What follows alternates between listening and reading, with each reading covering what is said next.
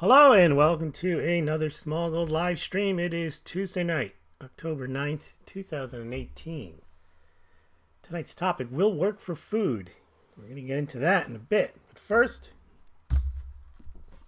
let's take a look at our gold and silver prices and what happened during the day. Let's start out with gold. Well, the gold price opened up 1187, closed 1189. Could have been worse, could have been better, but at least it was pretty much flat. Went up to about 1191. Did have like a mini flash crash down to almost 1183. But as you can see, closed around 1190. After market right now, 1190.20. So it's up about a buck or so since the markets reopened. All right, let's take a look at AG silver. Well, the silver price managed to close higher. Not a bad deal. Looks like silver opened up at 1435, shot itself up to 1442, and also crashed down to about 14 and a quarter, and then rallied back to 1436. And at the momento, it's 1439. So silver seems to have managed to hold on to 14 for a bit now.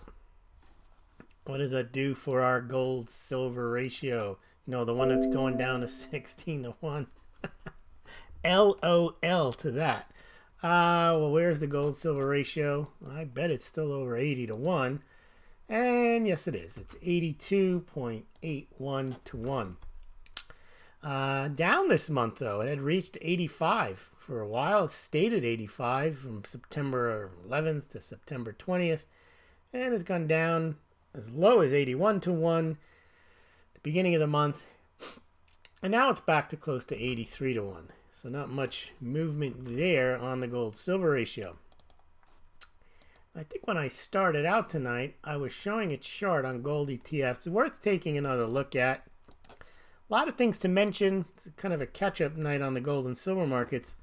Now, this is something I like to look at every day, is the gold inflows and outflows into ETFs.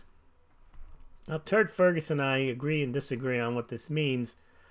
I always say that the gold price tracks the inflows and outflows. He says, no, it's the other way around. The price goes down, people sell out of their gold ETFs. Either way, there's a correlation closer than anything else you can see. Because if you can look, especially since there's a general correlation in this from 2004 up to 2013. But ever since 2013, you look at that black line, it follows almost identical to the flows in and out of the gold ETFs. That big yellow block in there, that's the gold ETF GLD. But they're all pretty much, they flow in and out around the same amount. You can see them all. They gain the same amount and they lose the same amount on a percentage basis, it looks like. Now, that I like to follow. But what's interesting about ETFs is not the same story when you look at the silver ETFs. Now, silver ETFs, interestingly enough, they just keep piling on and stacking higher and higher. So you can see when the price hit 50, 2011, you know, there was a decent amount of silver in there, 525 million ounces. It went down as the price went down, but then, you know, only for like 6 months. But as the price has fallen since 2012, you can see it's pretty much been on a steady incline on ounces added to silver ETFs. So it looks like gold almost tracks, the gold price tracks identically the inflows and outflows in the gold ETFs. But silver looks like as the price drops, they just keep adding more and more silver into the ETF. So that is a very large silver hoard that you see at the silver ETFs. On JP Morgan, you know, a bogus story that they have all that gold, silver eagles or whatever. Well, that's nonsense. But in the COMEX vaults, they've added back, I think, about almost 2 million ounces of the 6 million that they shed in September. We'll keep track of it. If it goes back to where it was, we'll leave the story alone. If it continues to rise, then we'll start to cover it. If it falls back down. But right now, I'm seeing that they added they added silver back to their COMEX vault as the price rose. That doesn't make much sense. So anyway, I don't think there's much to see there, but I will track it if it makes sense to track it again. All right, what else do we got before we move on from the precious metals and into our story? Oh yes, I want to talk about the Dow versus gold ratio. It's another chart I track, and for most part, the last couple of years, we had gold was doing better than the Dow in 2016, and you can see for most of 2016, you're better off in gold than you were in the Dow, and you were pretty much better off in gold than the Dow, even in 2017 as the Dow rose, because silver was also rising. But you could see the divergence there started around March, April, May of this year, where the Dow took another straight shot up and gold started to fall down. So your Dow versus gold ratio, some people like to trade ratios. I don't know if it makes sense whether they're related or not. I know people like the gold-silver ratio. They think somehow when ratios get out of balance that it's a time to buy the undervalued one or whatever. But this one shows that gold, that's the biggest divergence on this chart. I mean, if I have charts going back further, but if you go from 2015 to 18, clearly that's the most space between the gold price and the Dow, which could indicate to some that the Dow is getting a little pricey and gold getting a little cheap, or it could just mean those lines will diverge even further. I just present it for you to take a look at. Okay, well, let's now figure out what happened in the day in cryptocurrencies. If you missed last night, I talked about, we'll do a bit of a follow-on tonight about what I think is going to happen in that space. But the cryptocurrencies, Bitcoin, pretty much flat in the last 24 hours at about 65.80. Bitcoin Cash down about 1% at 15.15. Ethereum pretty much flat at 226. Litecoin down about 1.5% at 15.25. And Ethereum still under 11, but pretty much where it was last night at 10.83 at this time. I just finished watching Donald Trump again. He gave another rally. He was in Council Bluffs, Iowa, but apparently that's on the border of Nebraska, and there were far more people from Nebraska there, or at least they were more enthusiastic than the people from Iowa. But I was listening for whether he was going to mention Saudi Arabia again, and he did. And I remember we had done a live stream together about how I said that Donald Trump just signaled the end of the petrodollar. It's interesting, I had suggested that what he was saying was that the petrodollar agreements were going to no longer be valid because one of the reasons that Saudi Arabia prices its oil in dollars and accepts only dollars is because the U.S. pays in part for its defense. Trump is saying, no way, we want you to pay. So I did a blog post on that, not a blog post, but we did a live stream together. And I had mentioned it to Silver Fortune and to Salivate Metal and to X22. And they all did their own follow-ups on it as well. So you could check those out. Salivate Metal the next day. All of them the next day did their own, what they think on the death of the petrodollar. But also, if you haven't seen mine, check that out. My view is that he doesn't care about the petrodollar. He's changing the dynamics. I'm not going to go into that tonight. So just check out the Smaulgld YouTube called Trump Signals the End of the Petrodollar. But he did mention again tonight, but he kind of glossed over it. He didn't go into the whole story about how he spoke to the king of Saudi Arabia. He focused then on Japan, on how they spent a lot of money defending Japan. And then later on in this speech, he spent a lot of time talking about how they spend a lot of money defending South Korea. All right, now, today, Trump also was talking about the Federal Reserve. He is not happy about this raising interest rates. We've had 6 interest rates, I believe, since he's been elected. Like 1 that year when he was elected, and since he's been president, I think 5. Remember, during the entire Obama administration, they raised them once. 2015, Janet Yellen gave up 1 at the end of the year, and then they didn't raise rates the entire year in 2016 until Trump was elected. And now the rates, they've raised rates a total of, I believe, 8 times, so 7 during Trump's administration. And as you know, the interest rate cycle generally has a lag. So you cut rates, you cut rates, you cut rates, and nothing happens. And then it takes a year or two for, oh, wow, yeah, that really stimulated the economy, those rate cuts. It's the same thing when you go the other way. You raise rates, you don't slow the economy. Looks like the economy's fine. Then all of a sudden, boom, those rate hikes really start to hit. And then because the Fed is generally behind the curve, then they have to start cutting rates. But I know what they're doing. They're raising rates because they want to give themselves some leeway to cut rates when there is a recession. But the problem with that is they're at a stage now where this economic expansion is long in the tooth. And if they continue to raise rates, they're going to choke it off, and then they're going to have to cut rates again. But Kaplan today, who is one of the, I think he's the Dallas Fed chair, he said today, we see inflation, but we don't see it getting out of control. And he said, 3 rate hikes between now and June next year would be appropriate. That's taking rates, you take them up there close to 3%, then you're almost in normalized rates. Now, that's interesting, and it kind of gets to our will work for food discussion we're going to have later, is that the United States would clearly be the most prudent central bank on the planet, because all your other central banks are at or near zero, or even in some instances, negative interest rates, and they're still pouring on the QE. Now, yes, granted, the U.S. has fiscal policy where you've got stimulus there with tax cuts, and you still have increasing deficits, but nothing compared to what's going on in China. China just announced they're lowering reserve requirements. China's just given up on the idea of deleveraging and continued to lead the world in debt creation. The ECB has basically run out of private public companies to buy debt from to add to their balance sheet. Japan's still doing QE. Bank of England has rates like at 0.25%, ECB at 0. They won't raise them till next year.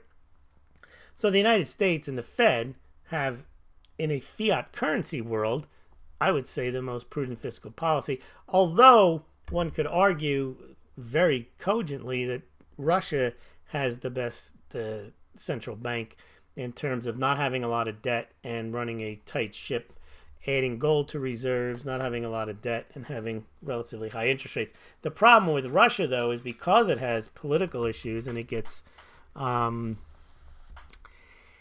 sanctions put on it, and it has an economy that isn't the most robust because it's mostly a oil-driven, export-driven. Now it has some agriculture, but its currency is still weak despite the fact that it has relatively sound fiscal policy compared to most others. All right, so that's Trump, Saudi Arabia, and the Fed. Now, the other thing Trump today was Nikki Haley, the ambassador to the United Nations, quit today, and that seemed to be a surprise to a lot of people. I'll throw out something here. I can't prove it, and I'll totally name it as speculative when I do this. I don't just say things like JP Morgan has 7 trillion ounces of silver and just say because they do, or because whatever reason. I generally will tell you it's speculation if I'm going to speculate, and this is just pure speculation. Nikki Haley resigned today. Now, my guess is, I can't prove it, but I'm not going to tell you because you can't prove it's not true that it is true, which is an argument I hear all the time from people who want to believe outlandish gold and silver pumper type stories. I think that Nikki Haley had a hand in that New York Times op-ed article. I can't prove it. It's just speculation. She says she didn't do it, so you have to believe her. But I say maybe she did it. And I think maybe Trump knows she did it. And Trump doesn't want to have her around. And so they worked out a deal. Again, this is total speculation. I don't know anything about this. But my view is that probably what happened was he found out, he went to her, and he knew if he were to fire her over this, it would show that there's disloyalty in the administration. It would show that there's a lot of problems, and it would reflect badly on him, and it would reflect horribly on her if she was deemed to be someone who was undermining her boss, and then her career would be finished. So the little love fest they had today about how she believes she's done her job and she believes in term limits. She's only been at the job 2 years. I mean, to give it up this quickly seems a little odd. And I think my guess is that they worked out an arrangement. She agreed to support him in 2020, which works out for him, works out for her. That leaves open the fact that if she wants to run for president in 2024, she can have at it. And she's not going to have any problems with Trump, but at least Trump has something over her between now and 2020 that if she pulls her endorsement or starts talking up, he has her dead to rights. No indication that that's the truth. I just believe that's possible. I'm not going to repeat it again. I'm not going to insist on it. I'm saying those are the types of things that could happen. But just because you can't prove it didn't happen doesn't mean it did happen. All right, what else? So you did the gold versus the Dow. Gold and silver sales. So far, we had a big month in the end of August. We went to 1.6 million American Silver Eagles, and in September they sold 2.897 million, and then it looked like we're starting out pretty strong. Two sales got us up to 670,000 American Silver Eagles, but they did not report any additional sales today. So I don't know if the enthusiasm is out of the silver buying at the U.S. Mint, but we'll see. And I think that's it on our background before we get into will work for food. Yes, that is. Okay. Now, will work for food. It comes from something I mentioned the other night. The other night I mentioned a lot of people get very excited, and I guess theoretically they're right. If money isn't specie, meaning if it isn't gold or silver or something you can hold your hand on, then you say to yourself, well, it doesn't have value or it doesn't have intrinsic value, and therefore it's useless. But we know that's not true. And what I mentioned offhand was in 1971 when Richard Nixon went on TV and he said that the gold, that foreign nations that were signatories to the Bretton Woods agreements of 1944 would no longer be able to convert their dollars into gold at the U.S. Treasury. And then I remarked, did people stop working the next day? No. He said that the dollar would still be worth the same amount of money. It wasn't. Inflation undercut the dollar because he did that. But people continued to transact. Also, in 1964, the end of 1964, when 1965 rolled around, they started minting 1965 dated coins without gold or silver in them. Did it create inflation? Not so much with the silver coins, but when they took the U.S. off the gold standard, you got even more inflation. But the fact that you don't have specie money, that you don't have hard money, that you don't have sound money, doesn't mean that people don't work, doesn't mean that innovation doesn't take place, doesn't mean that goods and services don't happen. Now, people are working for what you would consider not real money, but in a sense, they're working just as hard. I don't think there was a lack of production or investment in the macro or the individual when the U.S. went off the gold standard. Because here's how I look at it. You have money, there's two types of money. And then there's types off of that money. The two types are government issued and private issued. And for the most part, in the last 150, 200 years, the United States has government issued money, and that's what people work for. That doesn't mean you can't work for private money. During the Civil War, they issued tokens. There's always been private money here and there, but there has never been the real competing currency schema that, for example, Friedrich Hayek talked about, where you would have commodity money, private issuers competing back and forth. Ron Paul talks about this, mainly because governments, but specifically the United States, has legal tender laws, and they force you to use the U.S. money, whether it's backed or unbacked, and there really hasn't been there really hasn't been a good competitor. Now you can say gold and silver are competitors, and I would imagine in the 50s and the 40s there was no reason to use gold and silver. Why? Because you could use the silver coins that were in circulation, so there was no reason to have a privately issued silver coin, and the price of silver didn't fluctuate that much. It was cheap back then, So you could argue that maybe people wanted to use a 1 ounce coin because, remember, they never changed the amounts of silver in the coins, and they still called it a dime. So there was some increase in the price of silver from, let's say, 1910 to 1964, and it was still a dime, a quarter, and a half dollar that they issued with the same amount of silver in it. So you could argue that maybe if somebody was really paying attention to that, they might have wanted to trade in 1 ounce silver rounds, but that wasn't happening either anecdotally or even in my review of history. So the two types are your government-issued currency, which a lot of people have confidence in if it's a stable government. They have faith in the issuer. Now, if it's Venezuela or if it's Argentina, they have no confidence. And generally, in those countries, what they go for is they go for another government fiat currency, like the dollar. They go for gold or silver, or they go for, recently, they go for some cryptocurrencies that they think are better off than their own government-issued currency. Now, a poorly run government-issued currency is the worst because it relies purely on the fact that they say so. No one chooses it, they just say so. And if the government isn't strong, or the government is corrupt, or the government is insolvent, that currency is useless. I mean, there's no reason to want it.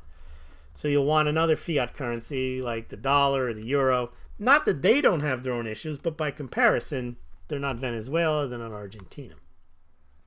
And then you may want to have a currency that is private. And a private currency has issues because it's running competition with the government.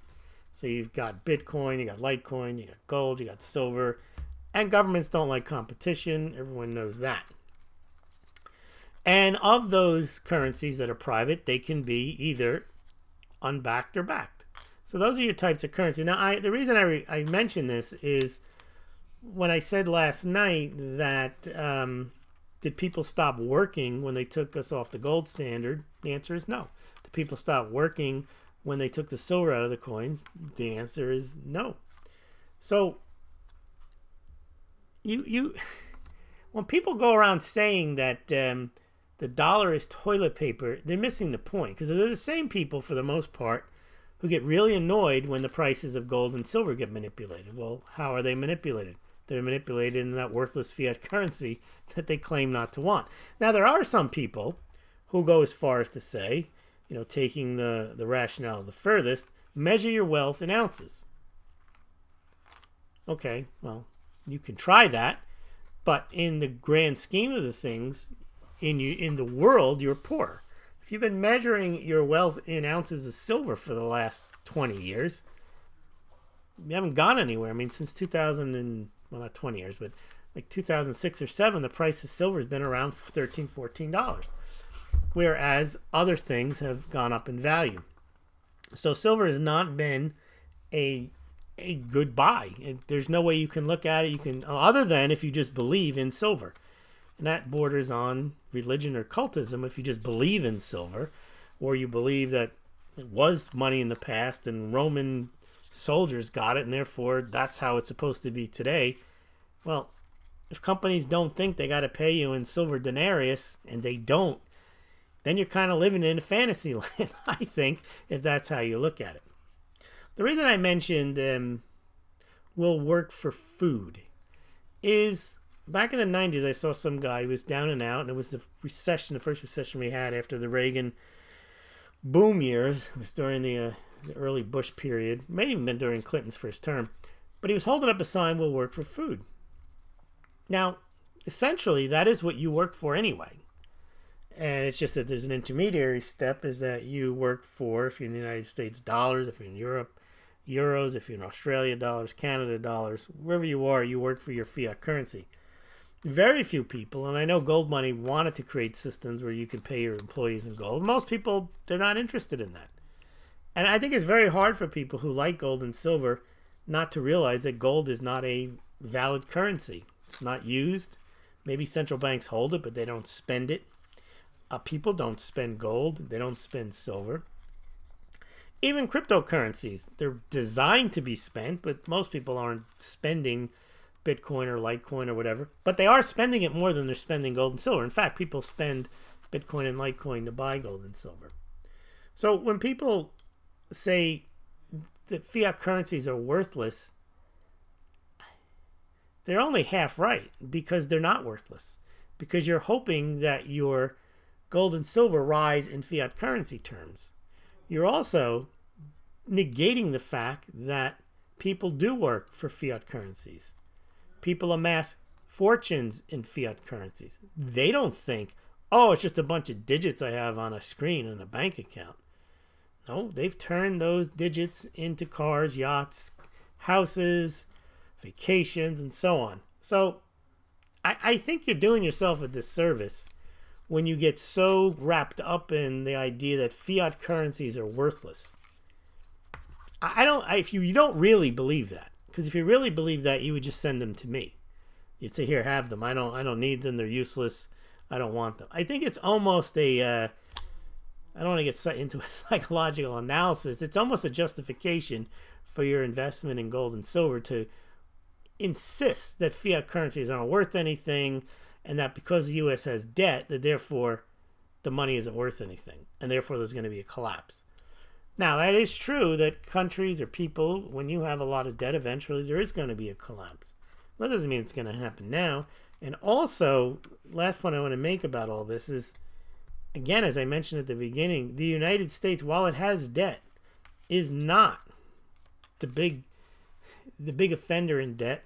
It's not running its economy on debt the way China is. Some people have this idea that China is like sound money paradise. It's not. I mean, it's a totalitarian government, and it runs on issuing credit and bringing demand forward. And if they have no more demand to be brought forward and no more ghost cities to build in China, they're going to go on the Belt and Road and pull the same stunt. I mean, that's a Ponzi scheme. All fiat currencies, you could argue, are Ponzi schemes. I don't disagree, but I've learned over the last 5 years, you live in a fiat world, and you transact in a fiat world. It's not just paying your taxes. You pay your rent, you pay your mortgage, you buy your food. Everything you do with fiat currencies. That's what gives them value. You may say they have no value. No, they have value because they're used by everyone. And the dollar is the one that's used by most. So it's just a dose of reality when people, they start going on and on and on about how the dollar is worthless, it's toilet paper, it's going to zero. Yeah, and it's not sustainable, but your life isn't sustainable. You're going to die one day too soon. So to take that mentality, I think is you're missing the point. That it's unsustainable. What does that mean? How many years? How many decades? I mean, Ron Paul's been saying, end the dollar hegemony since 1980. Then he gave a speech in 2006. One day it's unsustainable. Yeah, okay, it is. But what's the replacement? Who has the incentive to crash it? People who own gold? Do they have the power to change that? No. People who have silver eagles or silver shield coins, do they have the power to change the financial system? No. So I almost look at it and you say, look, you're in a fiat world. You have to act in a fiat. Now they're worried about, well, cryptocurrencies are going to bring a cashless society. You're in a cashless society. You're in a digital society already. Okay, let's take a look at some of the comments that we may have. We got a good number of people here and a good number of comments. And let's see what we got.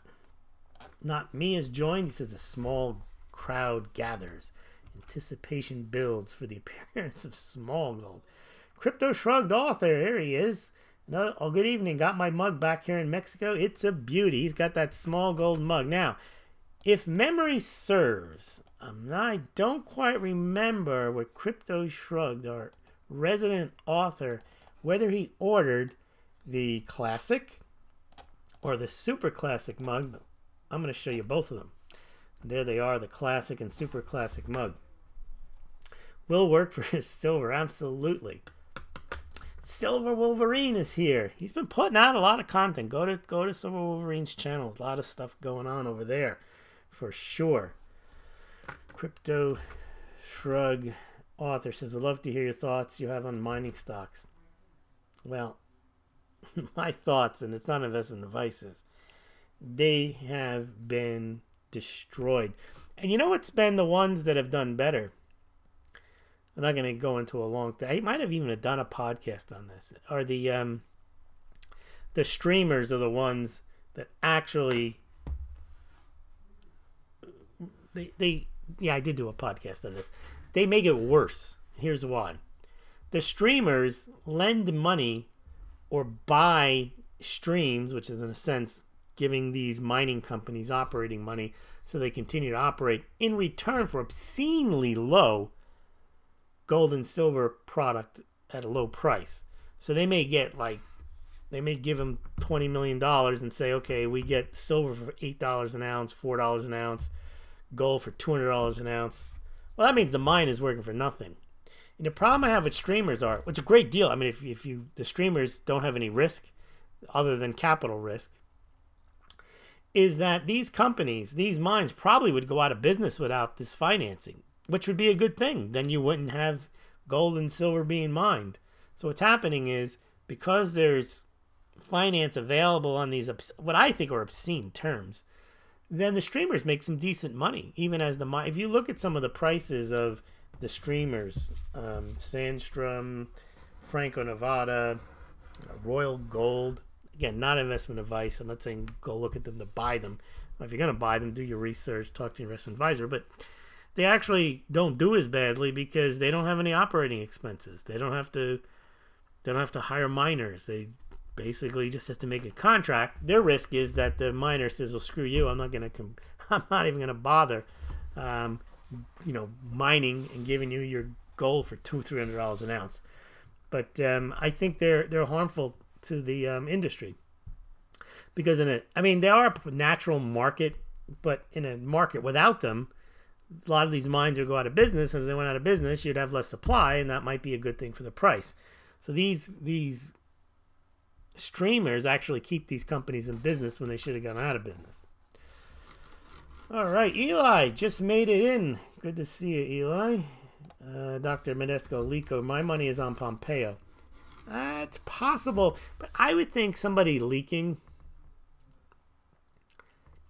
you have more to lose the higher level you're up. And unless you're really planning on a coup, I think Pompeo, Tillerson maybe, because Tillerson, well, he's not there when it happened, but when you bring a guy from outside, the outside world in, he figures, look, I can always go back to private business. But I think Pompeo wants a long-term career in the deep state, so to speak, Secretary of State. Although, if you're successful and you pull it off, I guess he would be there forever. Again, you have no way of knowing. I have no way of knowing. I can't argue that it was him, wasn't him, just like I can't really say it was Nikki Haley. I mean, that's just speculation. She probably wasn't her either, but who knows. John Moore has joined. Litecoin Johnny. Good day. If you guys have missed the interview I did with John, please check that out. That was just a few days ago, but I've done about 6 YouTube since then. History, Venezuela, Zimbabwe, Weimar currency. People have all lost faith in fiat currencies. And that's always going to be the case. People will lose faith in everything at some point. And that's this whole unsustainable argument. People will lose faith in the dollar at one point. But right now, that's not really happening. And in fact, you talk about de-dollarization. The de-dollarization is not the function of losing faith in the value of the dollar. It's losing faith in the value of the United States to be fair-handed. And Russia would love to have dollars, but they've been knocked around by the U.S. that they realize, why do I want these dollars when the country is trying to harm me with sanctions? John Moore, cryptos are the replacement for digital money that exists today. Yes, that's the private currency that people could have more faith in because there isn't an issuer that can mess around with the money. One thing that sold me on cryptos, one of the big deals, was when I thought, well, okay, yeah, you can buy coffee with cryptos, you can buy stuff, but I can buy stuff with my fiat currency. And I understood why gold and silver might be superior, because you don't have an issuer, the gold and silver have intrinsic value. You could do stuff with gold and silver. I thought, what do I need cryptocurrency for if I have digital cash in the form of, a couple $100 in my bank account, I got a debit card, what do I need cryptos for? But as John says, they're digital money replacement. They solve problems, but will take time to evolve with a regular form of payment. But the best thing about cryptocurrencies is, yes, your fiat digital currency works just as well, or maybe not as well, but you put up with how it works, or you don't know how it works, so it doesn't matter to you. And also, they don't appreciate or depreciate as fast as cryptocurrencies. But the main problem, or the best advantage of a cryptocurrency, is in a decentralized currency like Litecoin or Bitcoin, there is no issuer that can just say, oh, you know what, there's no more, you can't have it anymore, or starting tomorrow you can't use it anymore. That's what India did. India said, Prime Minister went on TV, one guy, and he said, yeah, those rupees you got in your pocket right now, they're not good they're no good after Sunday. Friday night goes on TV. Now that's a wake-up call, and that is something that you can't do that can't happen to Bitcoin or Litecoin. Now people can lose confidence in Bitcoin or Litecoin, and it's hard for people to think that can happen, but of course it can. And people can lose confidence in gold and silver too.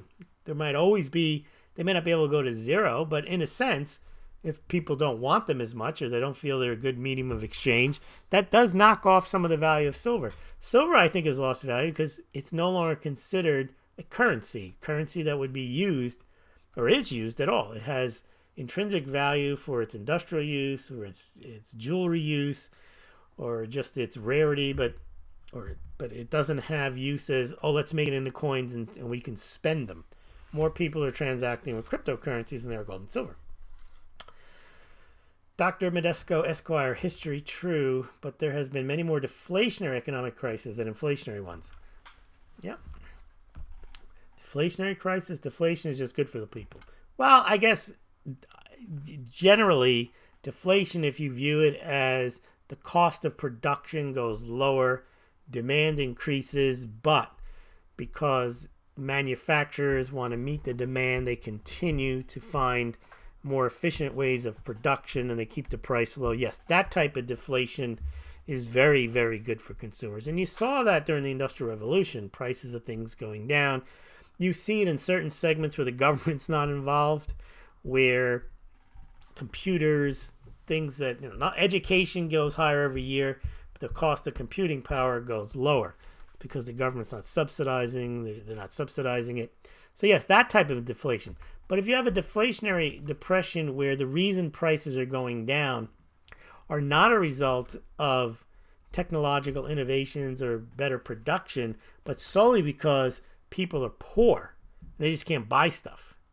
So there's no demand, and that's where the Keynesians come in and they want to stimulate demand and create inflation. That's how they think. But there is a true situation where you have deflation as a result of an impoverished society.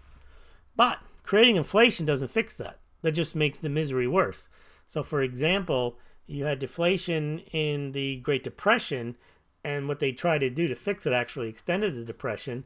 So people are poor and they can't afford food.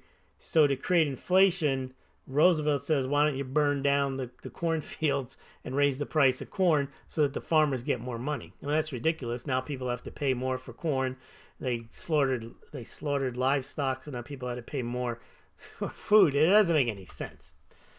Anyway, that's another long discussion on inflation and deflation.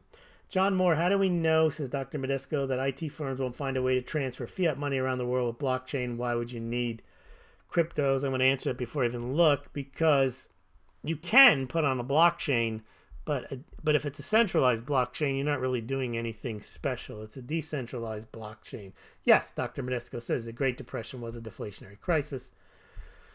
Pompeo is CIA. That's right. The CIA sticks together. These tweety Ivy League types hate Trump. That's true, and I actually think Sessions was part of all this. I thought Sessions was probably put into the Trump campaign to watch him, and figured if he did win, they'd make him attorney general, and then he can like act as an obstructionist in the Trump campaign.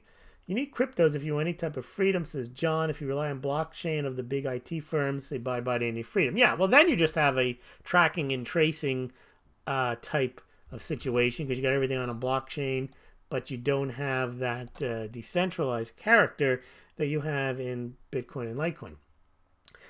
Z-Spec, is it possible when China and Russia sell treasuries, they do so under orders from the Fed? I don't know. First of all, Russia doesn't have any treasuries left. They never had that many. I think they have like $12 billion worth of them right now. They had about $108 billion. They sold them down. They have a lot of dollars. They just don't have them in long-term treasuries now to keep dollar from getting too strong. Well, Z-Spec, see, here's the thing. The United States, I think, has 65 trillion in treasuries outstanding, of which I think 18 trillion are held by foreigners, and Russia really doesn't have enough to make it matter. Remember, when they were doing QE, 1 month they did $200 billion in a month of QE, buying U.S. treasuries. So the fact that Russia had 100 billion and now has 14 billion, it's not that big of a deal. And I think China, because they have $1 trillion, it's a bit overstated the impact they could have. That treasury market is so liquid. China could sell them all, and it would have an impact for a week or so, and that would be it. So I was going to do a show the other night. Google and Facebook and what's the other one? Google, Facebook, big companies. Well, let's just use Google and Facebook. Among them, they have Apple is the other one. They have like $200 billion of U.S. treasuries themselves. They're like, as foreigners go, they'd be in the top 5. John Moore, love your show. Great content. Well, thank you, John. Thanks for joining us tonight. I would argue that people don't want freedom so much as they want to buy crap and avoid monetary transfer fees, says Dr. Medesco. Well, that's what I say. The reason I say that Bitcoin replaces gold is not because Bitcoin is better than gold. I like to use the horse and the car. People always pick the more convenient or faster means of doing business. So, for example, cars come along, they're faster. They choose them. But cars, especially when they first came along, were dangerous. They polluted. You're better off with a horse. You have more freedom. You're not tied into having to have a particular road. You really can't drive a car in an open field. You need to have a road. You need to have gas. You need to. It's dangerous because you can get killed driving around in cars. People do. You have less control. I mean, a horse horses were transportation for 5,000 years. Along comes the car. Bye horse as transportation. Horses are still valuable, but they're not transportation. They could be, just like gold is still valuable, but it's not really a means of exchange anymore. People insist gold is money, period. No, it's not. Because for me, gold has to have a useful currency component, and gold generally doesn't. Unless you make it digital, gold is very impractical. It used to be the most practical thing. You small pieces, you cut into divisible, fungible. But today, digits are easier and more fungible to exchange, and that's Bitcoin, Litecoin, and your digital fiat currencies. All right, well, I think that's it for tonight. I want to thank everyone for joining. If you're interested in buying gold or silver, you can do so through Smaulgld affiliate links at SD Bullion. I'll give you that one. And Smaulgld does get a small commission when you buy through the links. It's not investment advice. But if you are going to buy, please consider doing so through the Smaulgld site. If you're a cryptocurrency fan, you can buy Litecoin and Bitcoin and a bunch of other silver rounds. They're 999 silver, and they're from Golden Eagle Coin, so please check those guys out. And also Money Metals Exchange. But again, you compare pricing and shipping. Oh, they're not letting me put those up there. Only SD Bullion can go up. Anyway, you go to the Smaulgld site, you can check those out. By the way, when you go to the Smaulgld site, you can sign up, become a Smaulgld subscriber. It's free. And you can also buy your Smaulgld mug there. For those of you who don't know, mugs are real money. Mugs are real wealth. So you might as well go over there and check out Smaulgld, subscribe, and get your mugs. Also, if you're interested in other Smaulgld products like that Smaulgld travel mug or the Smaulgld espresso mug, you can get them from the manufacturer. And also, I do really appreciate my 18 or 19 patrons, Smaulgld patrons. You can do that at the Smaulgld site, or you can go straight to the Smaulgld Patreon site and donate a couple of dollars a month. That's always very helpful. But I really do appreciate your comments and support. That's the most important thing, is you show up every night. And I learn a lot, so thank you very much for joining me. Oh, we got another question. Dr. Medesco Esquire, women make a huge percentage of the purchase decisions in life. I'd say it's a fair assumption that the middle-class housewife doesn't care about libertarian, ideological, monetary projects. That's a very important statement. What people believe And because they go on YouTube and they seek out, it's not so much confirmation bias. They just hear the same thing all the time. Gold is money, period. Measure, they hear the same platitudes, the same thing. They start to think that either the whole world thinks the way they do, or worse, the whole world should think the way they do, and they're just out of step. I heard some guy saying, well, when the market figures out what I know, the market's not going to figure out anything that you know. You have a lot of these people that are always predicting stuff, and they try to tell you that the market is wrong, and that they know better. No, they don't. They just happen to look at things a certain way. The market doesn't care what these people think. Market doesn't care what some guy with a Twitter account thinks. Market doesn't care what some guy with a YouTube account that may have 100,000 followers thinks. They have no influence. It doesn't matter. The market is the market. And unless you are somebody who has market influence because you have capital to influence it, you popping off about how gold is money, period, it's not going to change anything. It's not going to, or unless you are a politician and you're like the person who is the guy who's going to make the fiat currency worth something, it doesn't matter what you say. So people, they listen to this stuff, and I think they become poorer as a result. They find the channels that they like. They listen to people babble on about silver or gold and why they're real money and all this other stuff. And then they lose money and they console themselves with, well, I'm not really poor. I'm going to hold on to this for 50 years, or my kid will get it and then he'll sell it for a lot. I don't know. I think I've learned over the last 5 years that my point of view, what I'm naturally gravitating towards, doesn't mean that's how the world looks at things. And since I have no control over whether people use gold or silver or use Bitcoin or Litecoin, I have to look at what people are doing. And to a certain extent, you have to go along to get along. You can't sit there and say, well, I'm not taking out toilet paper dollars. That's nonsense. Okay. All right. I think I've gone on enough for tonight. How much food? Busy Mountain House. You send me Mountain House. I will work for food. By the way, Mountain House. Let me show you something about Mountain House. See, your Smaulgld mugs are very useful because in a SHTF situation, you can even put Mountain House in a Smaulgld mug, and that's very important. You can put your barter silver in a mug. There you go. There's Mountain House. Anyone wants to send Mountain House? There you go. Get your Smaulgld Classic and Super Classic mug. By the way, the Super Classic mug is $23.99 with free shipping. You get a Smaulgld Game Changer eraser in it, and it's goes out priority mail, and so does the Smaulgld Classic mug to the right. That's $19.99. So thank you very much for listening. We'll see you tomorrow, hopefully at 8 o'clock tomorrow.